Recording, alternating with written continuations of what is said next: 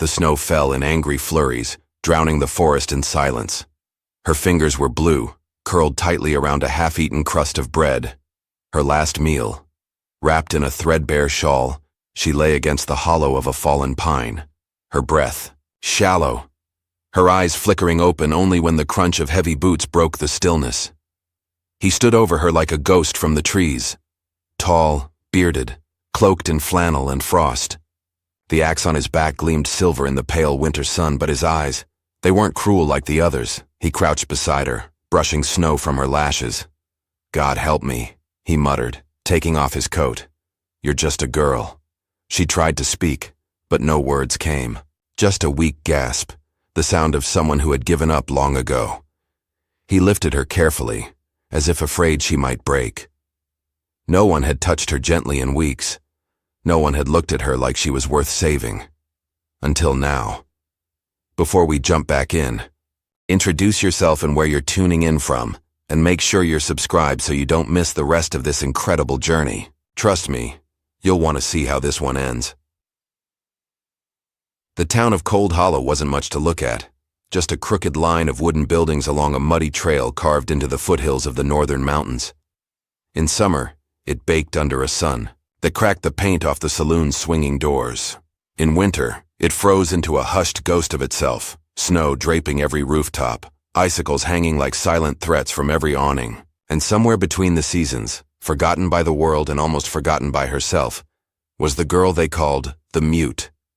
Her name was Elsie. She lived on the edge of town in a shack barely big enough to stand in, left behind after her father's accident in the mines and her mother's slow, bitter death from consumption. She had no brothers, no cousins, no kin, just silence, and the memory of a time when people used to look at her with something other than pity or suspicion. They said she was cursed, born on a blood moon, didn't cry as a baby, never learned to speak. She wasn't deaf, at least not completely, but the world didn't care. She couldn't answer back when called, couldn't speak up when accused, and that was enough for Cold Hollow to turn its back on her. Worse yet, she walked with a noticeable limp. Her right leg had never healed right after a fall down the church steps when she was 10. Some folks whispered it was divine punishment, that God had marked her for some unknown sin. Others, crueler still, said she brought misfortune wherever she went. So they stopped inviting her to church, stopped letting her inside the general store, unless she waited until the shop was empty. The children stared. The mothers pulled them away. Even the pastor's wife crossed herself when Elsie passed, and yet she stayed. She swept the floors of the abandoned schoolhouse for a few coins, collected eggs from the widow Carrigan's coop when the old woman was too sick to bend. She chopped kindling with her good leg braced, and the other dragging like a shadow behind her. She never begged, never cried, just kept moving one half step at a time, but the loneliness pressed in like the cold, relentless and unseen. She hadn't felt the warmth of another hand in years, hadn't heard her name spoken with kindness since she was a child. There were nights she'd curl into the corner of her narrow bed, her hands over her ears, not because she couldn't hear, but because she wished she couldn't. The wind outside sounded too much like voices that weren't really there. Or worse, like the echo of her own thoughts, reminding her just how alone she was. And yet, there was a quiet strength in her, a dignity that refused to bow, even when the town mocked her with every sidelong glance. She wasn't broken, but she was terribly, terribly alone. Before we dive deeper into the story, just a quick note. I'm Thomas, the voice behind this narration. If you enjoy how it sounds, let me know in the comments so we can keep the same voice in future videos. Elsie's only solace came from the woods beyond the ridge, just past the frost-covered fields and the abandoned logging trail. While most feared the forest, claiming it was haunted or filled with wolves, Elsie found peace there. Among the tall pines and whispering birches, there were no eyes to judge her, no whispers to cut her down, only wind, birds, snow falling softly like forgotten lullabies. Sometimes she'd sit by the creek, watching the ice form along the rocks, her breath fogging the air like smoke from a fire long dead. It was during one of these quiet retreats, near the season's first snow, that she noticed something new. A set of heavy boot prints in the mud, larger than most, heading deeper into the trees. Not a hunter, not someone from town, someone who lived beyond. The rumors of the lumberjack came back to her, whispers of a man who'd gone into the mountains years ago after losing his wife and child in a fire. They said he'd built a cabin in the woods and hadn't been seen since. Some claimed he'd gone mad. Others said he talked to ghosts. But Elsie, she didn't believe in ghosts. She believed in loneliness, and she knew the look of a man who wanted to disappear. It wasn't long after that first snowfall that the world turned on her completely. The town's grain supplies began to spoil. Rats, they said. Others blamed disease. But it didn't matter. When the horses grew sick and the Reverend's daughter fell into a fever, the town needed someone to blame, and Cold Hollow always found it easy to blame the girl who couldn't speak. She's cursed, they said, brought this on us. She's been in the woods doing things we don't understand. She don't pray, don't talk, ain't natural. It didn't take more than that. One bitter morning, with frost on the windows and the sky still dark, 3 men came to her shack. They didn't beat her. They didn't shout. They just dragged her out, wrapped her in her own blanket, and left her at the edge of the forest with a single loaf of stale bread. She'll find her way, one of them said, or she won't. They didn't look back. No one did. And so she wandered into the woods, alone, dragging her bad leg through the snow, clutching that blanket and that bread like they were the last pieces of her life. But fate, or perhaps something gentler, was waiting for her in the trees. The forest had gone quiet. It wasn't just the snow muffling sound. It was something else.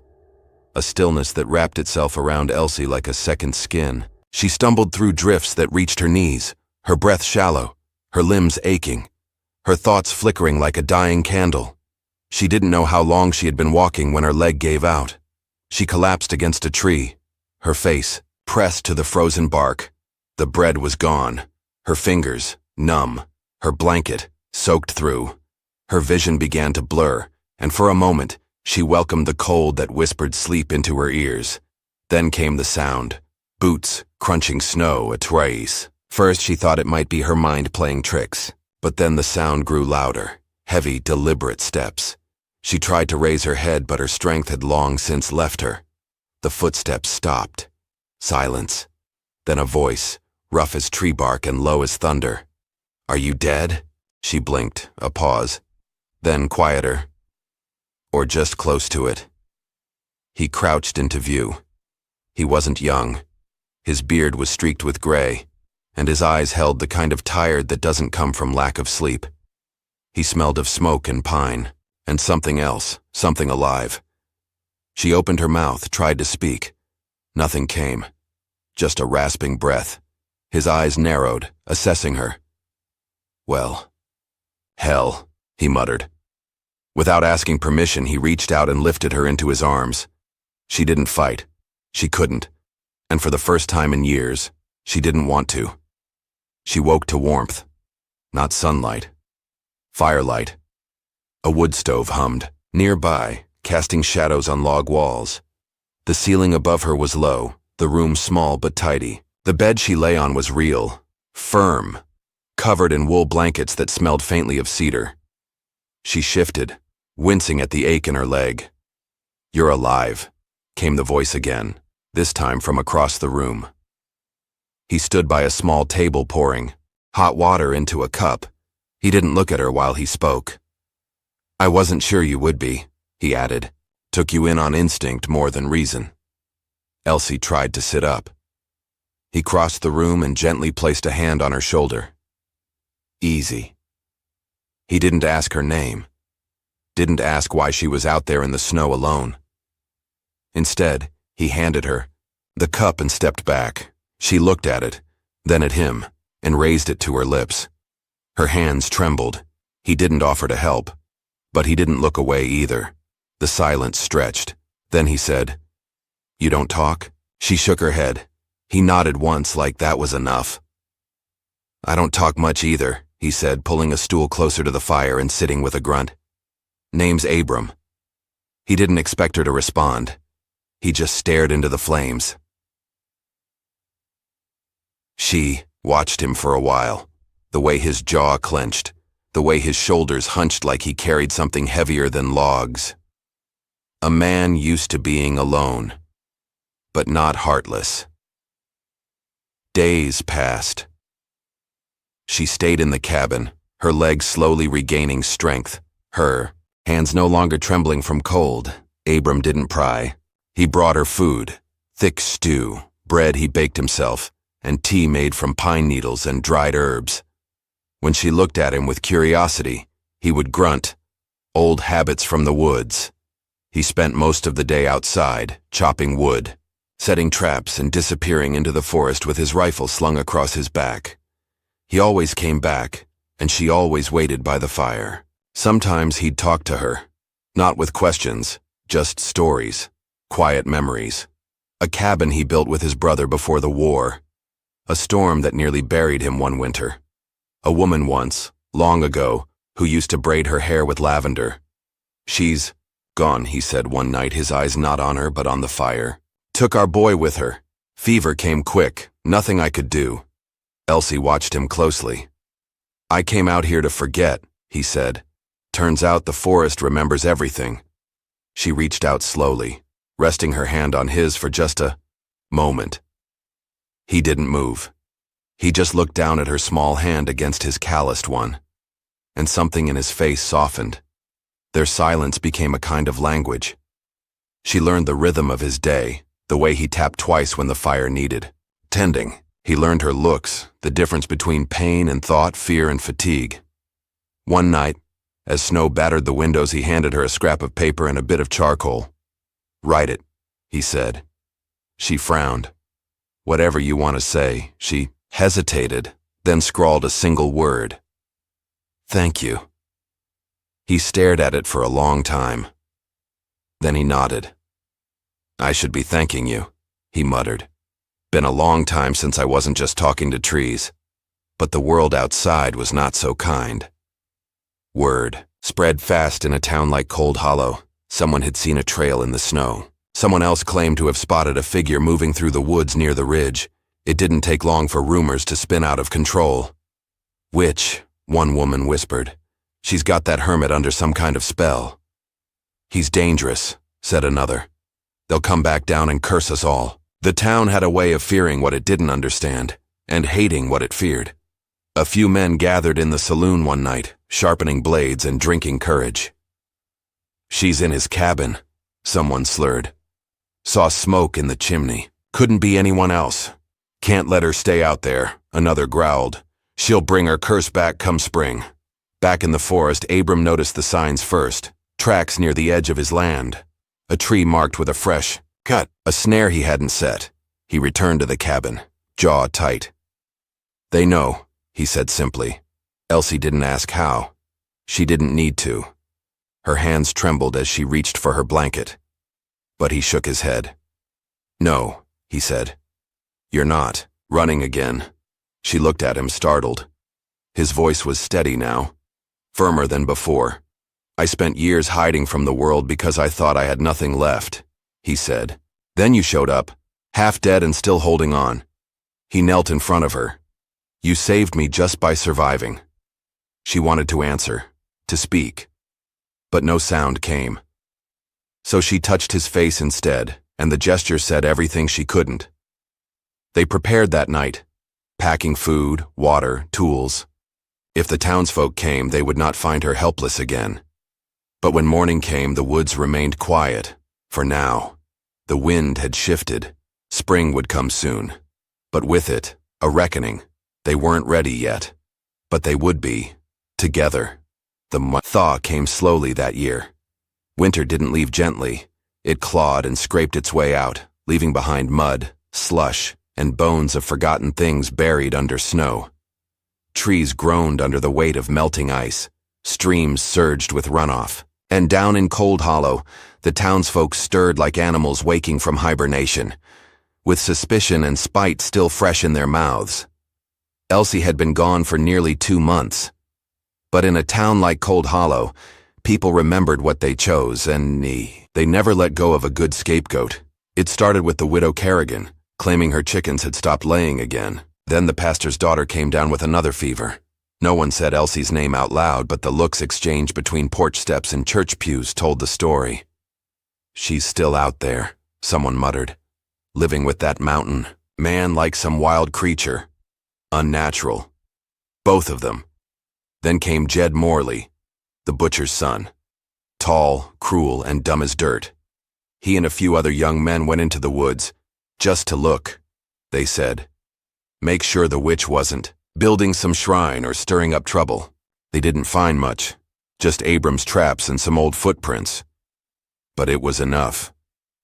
A few nights later, as Abram hunted along the ridge, Elsie ventured to the edge of the woods alone. She hadn't planned to, but something pulled her. Maybe a need to see the sky beyond the trees, or to feel the wind that once carried voices, however cruel. She stood just past the tree line, watching the town far below, its lights blinking through the mist like stars drowning in fog. That's when she heard the snap of branches. She turned. 3 figures stepped out of the shadows, Jed leading, a mocking grin on his face. Well, look who's alive after all. She backed away, but he closed the gap. "You know, the town's been awful unlucky since you showed up again." The others flanked her. "You're real good at hiding, huh? You and your boyfriend. Bet you think he'd come running if you screamed." She opened her mouth. No sound. Jed grinned wider. "Still can't talk? That's okay. Makes this easier." He grabbed her wrist. She yanked back, stumbling, her bad leg giving out. They laughed. "You're just a crippled ghost. All this talk about curses and woods and hermits, but look at you. You're nothing." He shoved her hard. She fell. The mud was half frozen, the ground beneath like iron. Her elbow cracked against a rock. Pain flared, white and hot. Jed leaned down. "Maybe we ought to help you disappear for good." She kicked, crawling backward, heart pounding. Then, another noise. Footsteps. Heavy. Fast. Jed froze. From the trees came Abram, rifle across his back, axe still in hand from splitting wood. He didn't shout, didn't raise the weapon, he just walked. Jed stepped back, suddenly less sure of himself. "We weren't doing nothing," he stammered. Abram stopped between them and Elsie, his broad shoulders blocking the wind. "You were doing something," he said, his voice low. Jed hesitated, then spat. "She's cursed. You know it." Abram stared. "If she is," he said, "then I'm grateful for it, because she's the first decent thing that's crossed my path in 10 years. The boys fled, not fast, not panicked, but with their tails tucked, but the damage was done. Elsie didn't speak, not even with her hands. She retreated into herself, staring at the wall of the cabin, her eyes hollow. Abram tried everything: food, fire, gentle conversation. He even offered her the charcoal and paper again. Nothing. One morning, he woke to find her gone. No footprints, no note, just an empty blanket and a piece of bread missing from the shelf. She ran until her leg gave out, then she crawled. The forest was melting, turning to slush and mud, but she didn't care. She was running from shame, from the way Jed looked at her, from the helplessness that wrapped around her like barbed wire. She had started to believe she could be more than what the town made her. But now she wasn't sure. She collapsed near the creek, the one that had frozen solid months ago. Now it ran cold and fast, like time refusing to wait. She pressed her face to the ground and finally cried. Not loud, not desperate, just quiet, broken sobs from a girl who had run out of strength. He-ow. Found her at dusk. No trail, no signs, just instinct. He followed the part of the woods that felt loneliest, the part that reminded him of the day he first saw her. There she was, curled by the stream, her body trembling. He didn't call her name, didn't speak, just walked over and sat beside her. For a long time, neither moved. The sun dipped. The shadows stretched. And still, he didn't say anything. Finally, she looked up at him, mud on her cheek, eyes swollen and red. He held out a tin cup of warm broth he had brought from the cabin. She didn't take it. He set it gently beside her, then leaned back on his elbows and stared at the trees. "They don't get to decide who you are," he said. "Not anymore." She said nothing. "They tried with me too, after the fire. Said I should have saved them. That I was cursed." He picked up a small rock and tossed it into the stream. I started to believe them. Elsie's lip trembled. I buried myself out here because it was easier than listening. She stared at the creek, her hand slowly inching toward the cup. He didn't look. "I don't want you to do the same." She sipped the broth. He exhaled, barely a sound. "I'm not here to save you, Elsie," he said quietly. "But I'll stand beside you, as long as you'll let me." Her eyes flicked toward him. She reached into her pocket, a small piece of paper, crumpled, torn from the inside of his cabin. She handed it to him, scrawled in crooked charcoal lines. "Don't leave me." He didn't smile, didn't cry. He just reached over and took her hand, held it tight, and together they sat in the quiet, two souls carved by winter, finding warmth in each other's silence. Spring didn't come in one grand moment. It crept, uncertain, through the forest. The snow melted in patches, then floods. Trees began to bud. The river grew wild, hungry, and in the silence between storms, something deeper began to stir. Not just in the land, but in Elsie. After the night by the stream, she came back different, not healed, not whole, but facing forward. Abram noticed first the way she helped sweep the cabin floor, pausing to let the sunlight hit her fingers. The way she watched him work with a new kind of focus, not a girl surviving, but a woman building something with her own hands. One day she pointed to the crumbled shed near the trees. He followed her gaze. "You want to fix that?" She nodded. "Then, we fix it." That was how it started. They worked side by side. She hauled lumber while he hammered. She dug while he sawed. She couldn't say much, but she didn't need to. She had a rhythm now, a direction. Abram spoke little, but when he did, it was with warmth and quiet certainty. "We'll turn it into a proper stable." She tilted her head, curious. "For horses," he explained. "Always wanted a few." She smiled. She liked horses, so that's what they built. Not just a stable, but a future. The townsfolk noticed, smoke rising from the chimney again. A roof patched, a fence repaired, rumors twisted through the saloon like snakes. He's making a home out there. With her. They'll come back down here soon. Some said it with fear, others with envy. The lawman came next. Sheriff Wayne Carlton, an old warhound of a man with a badge pinned to a coat that hadn't been cleaned since last July. He rode up to Abram's land late one morning. Abram saw him coming from the ridge and stood waiting. The sheriff didn't dismount. "You've got something that don't belong to you," he said, eyeing the cabin. Abram crossed his arms. "She's not a thing." Carlton snorted. "Don't play that game, son. You know the town's getting restless." "I know the town's been restless since the girl lost her voice and didn't have anyone left to bury her." The sheriff's eyes narrowed. "I don't care what she is to you, but if she comes down again, you'd better be ready for what follows. I can't protect her from their kind of justice." Abram stepped forward. "Then she won't come down." Carlton hesitated. "You planning to live out here forever?" Abram looked toward the half-built stable, then back to the cabin where Elsie stood in the doorway, hands coated in dirt, her eyes watching everything. "Yes," he said, then added quietly, "and not alone. But the past doesn't let go. Just because you stop running, it finds you, through faces, through fire, through fear." It found Abram on a rain-heavy afternoon while he worked the stable roof. Elsie was hauling straw into the shed when he collapsed, gripping his chest. She ran to him, catching him just before he hit the mud. His breath was shallow, his face pale. She dragged him inside, stoked the fire, laid him on the bed. Panic threatened to crack her bones open, but she focused. Tea, herbs, the poultice he once made when she was the one breaking. His breathing slowed, then steadied. When his eyes opened, she was by his side, clutching his hand so tightly her knuckles were white. He tried to speak, but she shook her head, tears already falling. He managed a whisper. "Don't run." She nodded, pressing his fingers to her lips. "I'm not going anywhere," her eyes seemed to say. That night, he told her. About the fire, the house that burned while he was in town, his wife, his son, gone before he could get back. The town blamed him for leaving. He blamed himself for ever thinking he could have peace. "I came out here to die," he said. "But then you came. And I started to remember what it meant, to live." She scribbled something on a piece of wood with charcoal. "I came here to disappear." He looked at her.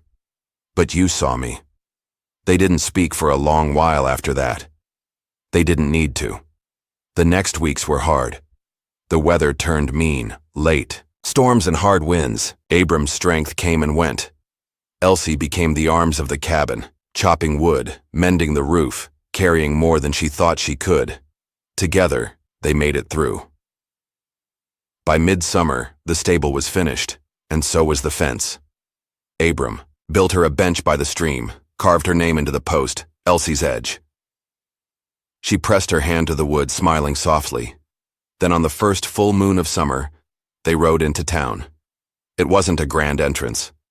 No fanfare, no revenge, just a wagon with bags of flour, a list of tools, and a quiet woman who walked straight into the store with her chin high. They whispered. They stared. Some glared. But none stepped forward. Even Jed, leaning against the saloon post, didn't say a word when she passed, just spat in the dust and looked away. The sheriff nodded once at Abram and didn't speak. Progress, it seemed, wasn't loud. Back at the cabin that evening, Abram watched her as she sorted supplies. The fire cracked. The sky turned gold. He stepped behind her, pulled something from his pocket. A small leather cord with a silver charm. Simple, hand-cut, shaped like a flame. She looked at it, then at him. "It's not a wedding band," he said. "Not yet, just a promise." She took it slowly, pressed it to her lips, then tied it around her wrist. A silent yes. But love isn't the end of the story. It's the beginning of something harder. The sheriff returned 3 days later. This time, he brought papers. "They, cousin," he said, "from the city. Filed a claim on her father's old land, says he's the last blood. Wants her committed for unstable behavior. Says she's been living in sin, off the land, mute, with a man twice her age." Elsie's hands shook as she read the words. Abram clenched his fists. "We can fight it," he said. The sheriff sighed. "The courts don't care what you've built out here. All they'll see is what's written." She looked at Abram, then out the window, where the stable stood, her name carved into the wood, her life sewn into the land. She picked up the papers, and slowly, quietly, she tore them in half. Then again, and again, until all that was left were scraps in her lap. Abram said nothing.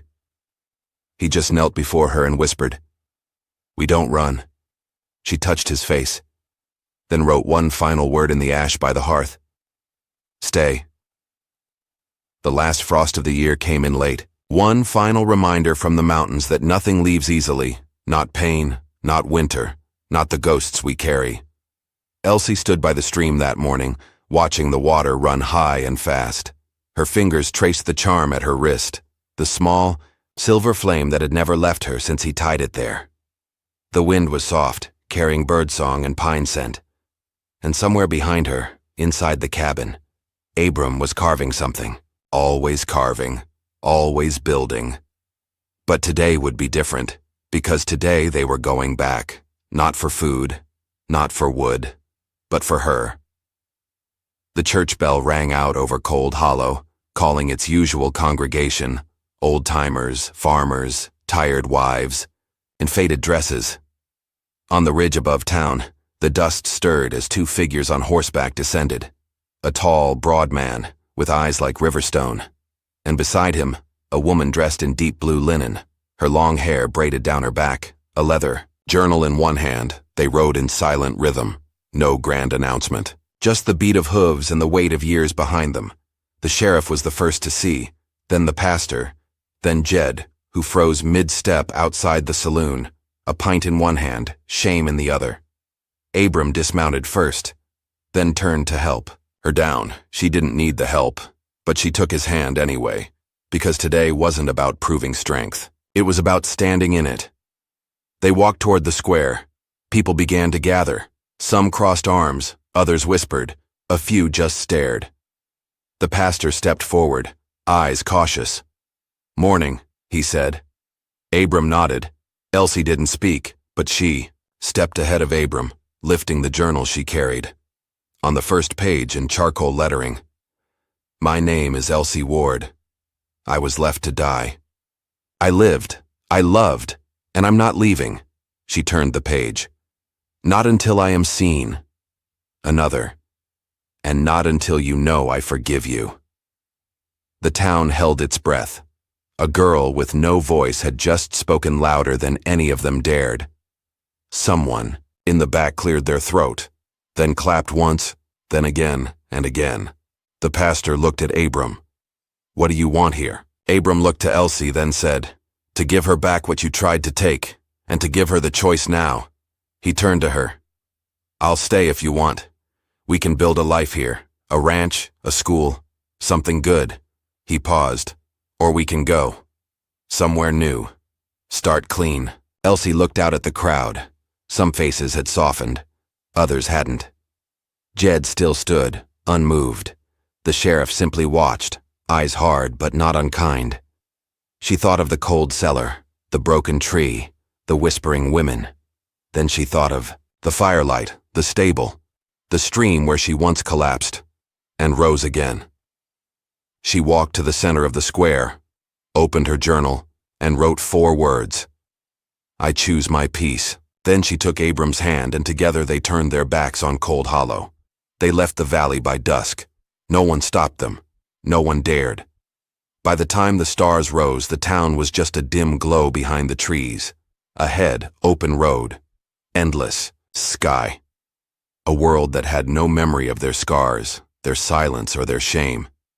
They found a meadow the next day, wide, golden, filled with wild horses and wind. That's where they built their new home. A cabin larger than the first.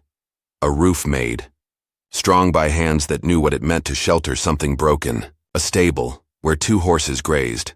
One of them a gift from the sheriff weeks later. A silent apology wrapped in saddle leather. And one evening, under those same stars that once watched her weep, they stood before a ring of pine trees and said, "Vows. No pastor. No pews. Just them." He spoke. She wrote, and their hearts, long silenced, beat loud enough to echo in the hills. Years passed. The world changed, but the fire stayed lit. One spring, a child was born. A daughter, with her mother's calm eyes and her father's steady hands. They named her Hope, not for what they'd lost, but for what they chose to build. And every winter, when snow kissed the window panes and the wind howled down the ridge, Abram would lift his little girl into his arms, point out toward the horizon, and say, "That's where your mama was found, cold, hurt, but stronger than the mountain." And Elsie, her voice still silent, her spirit louder than ever, would smile and hold their hands tight by the fire, together, always together.